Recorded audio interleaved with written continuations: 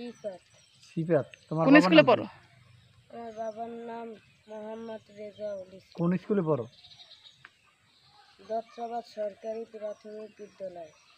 ও, তোমাদের এই স্কুল কি ছুটি হয়েছে? জি। কখন হয়েছে? কয়টার সময়? 1টায়। হ্যাঁ, 1টায়। তোমার ছুটি হয় কয়টায়? প্রত্যেকদিন হওয়ার 2টা। কথা কয়টায়? হওয়ার কথা 4টায়। 4টায়। তো এখন কোনো শিক্ষক নাই কেন? এখন নাই। প্রতিদিন কয়টা ছুটি হয়? প্রতিদিন 2টায় বা 2:30টায়। এভাবে ছুটি হয়। তুমি কোন ক্লাসে পড়ো?